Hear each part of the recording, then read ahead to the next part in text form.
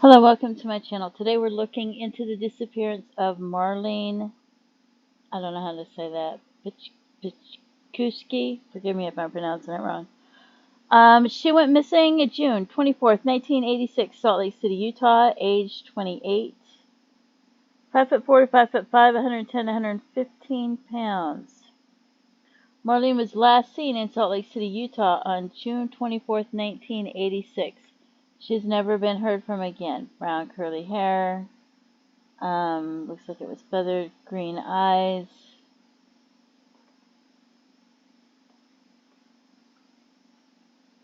There's the photo. Charlie Project says Caucasian, female, brown hair, green eyes.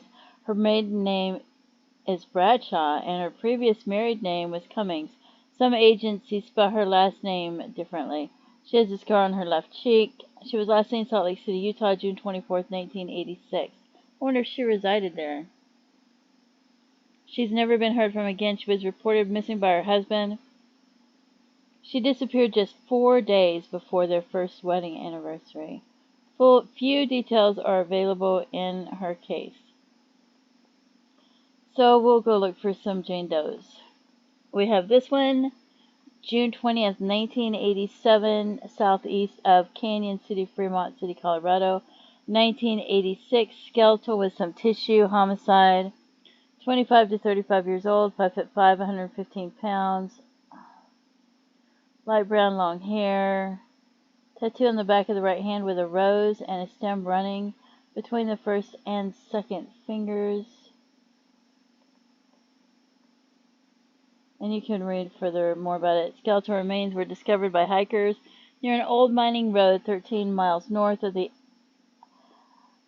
intersection of US 50 and Phantom Canyon Road, Colorado 67 in Fremont County. The remains had been covered with rocks. Who else do we have? That was my search on NamUs. We have Salt Lake City, Utah, 20 to 40 years old. Found September 3rd, 1986. Age 20 to 40. Estimated PMI months, 5'6", 115 pounds.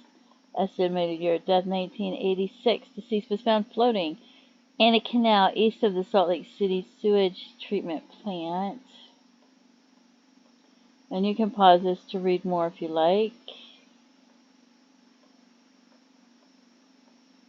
And let's see. Mojave County, Arizona, May 16th, 1987, found 20 to 40 years old. Estimated year of death, 1986. Estimated PMI 1 year. 5'4", estimated 105, estimated. Skeletal remains were discovered on National Park Service land in Mojave County, Arizona. Believed to have given birth at some point in her life. Wrapped in a blanket, portion of nylon stockings found with remains. There's a couple people I could think of that might be. June 20th, 1987, unincorporated Fremont County, Colorado. Age 25 to 40, estimated year of death, 1986. Estimated 5'5" to 115 pounds. The victim was located at CR 67, 13 miles north of Highway 50 in Fremont County, Colorado. On 6/20/1987, all parts recovered. Brown hair, light, long brown hair. Tattoo on the back of the right hand with a rose. Oh, I think I read that one already. Do I have this one on here twice? Hold on. 16427.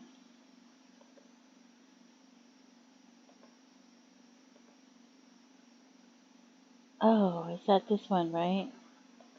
I do have that on there twice because I have the other one probably on there twice too.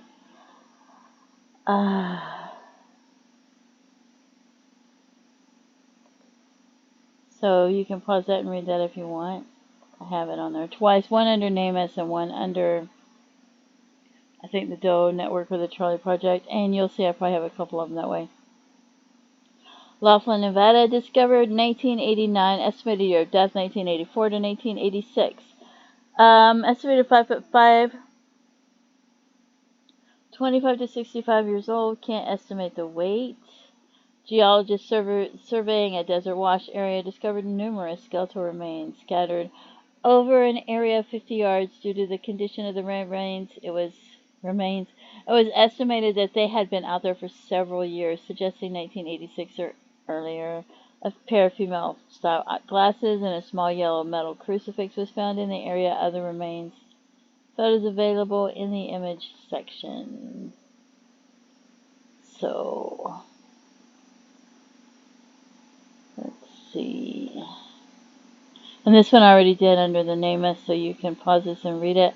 5'6", 115 pounds, Salt Lake City, Utah. Months prior to being found September 3rd, 1986.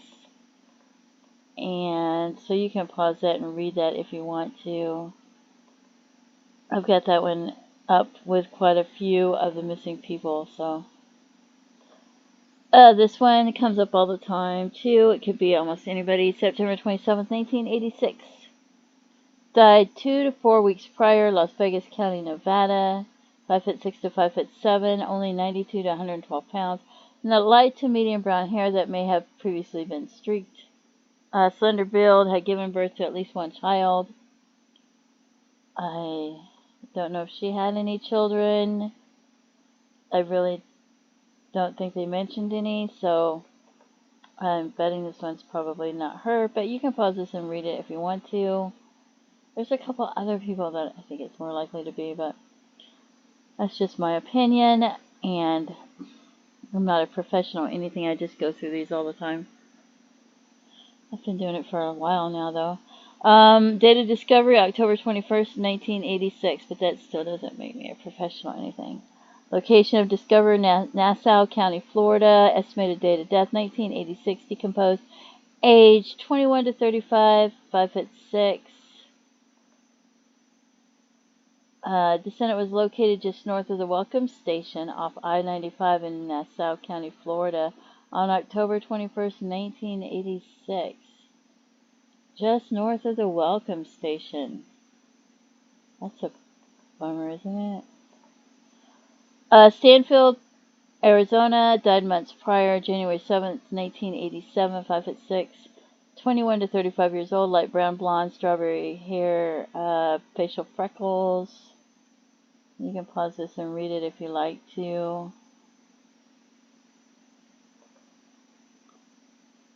Found along the roadside of I-8 south of Eastbound Lane, the desert areas in the vicinity of Stanfield, Arizona.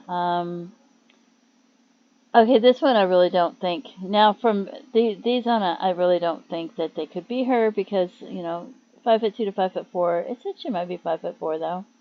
So, some of them I decided to leave them in. Daly City, San Mateo County, California, recognizable face. Homicide by strangulation and forced overdose. January 11th, 1987. Brown, straight, shoulder-length hair. And you can read further on this. I don't want to read it all. She had been apparently forced to take an overdose of prescription drugs and then strangled. No evidence of sexual assault. She did not have identification or a house key on her. Earlier, she was seen buying a pack of cigarettes at Vern's Diner on Mission Street in Daly City. Some people across the street were having a garage sale and they saw her fighting with a male, but did not intervene. Wow. Her fingerprints were sent to law enforcement, but they didn't get any hits. Okay, and then we have this one. San Bernardino County, 1986 to 1987. Skeletal remains, age 30 to 50, which I think she was only 25. 5 foot to 5'2", which would be too short. So see, I don't think this one could be her, but I decided to leave it in. So you can pause that and read it. Partial skeletal remains located in a shallow grave. Let's see what else we have. Texas, and I don't really think this looks like her, and it's all the way in 1987, drug overdose, 5'3" to 5'5", 17 to 25 pounds, dark brown hair, so you can pause this and read it. The cause of death was an overdose from an engineered drug.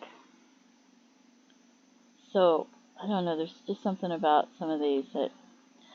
this one's Florida, up to 3 years prior, 1987, age 20 to 40 years old.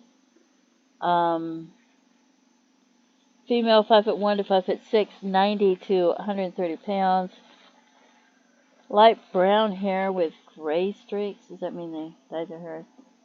Or maybe their hair was already turning gray. Yeah. Anyway, she may have suffered a back injury or had severe arthritis, fracture, and I don't think this one could be her, but some of them I just leave in anyway, because I don't know. This one was in Nevada, only 5'2", white and or Native Indian, 24 to 33 years old. Estimated date of death is unknown, not found till 1990 though. A passerby found the victim's skull and mandible approximately 50 feet from a dirt road in a ravine at mile marker 9, east of State Route 447. Law enforcement personnel were notified, and a search of the area revealed more skeletal fragments. And I don't know if they were from Nevada, but I know there was a couple of people that went missing in Utah, and then their vehicles were found in Nevada. So then I wonder, it's a long way to travel. If anybody else went missing and they were found in Nevada, that might have been from Utah or somewhere like that. This one was found in Nevada, Valerie, Black Rock Desert. And estimated date of death was 1987 to 1981. So this would have been a year later, and she would have been a little bit too short, 25 to 35 years old. But like I said, I decided to leave some of these in there anyway. You never know, maybe somebody will see them and say, oh, I know who that is, or I think I might know who it is, and they might contact authorities and let them know if they see something. Las Vegas, Nevada, 1988, found, unknown date of death, 30 to 60 years old. Partial skull was located.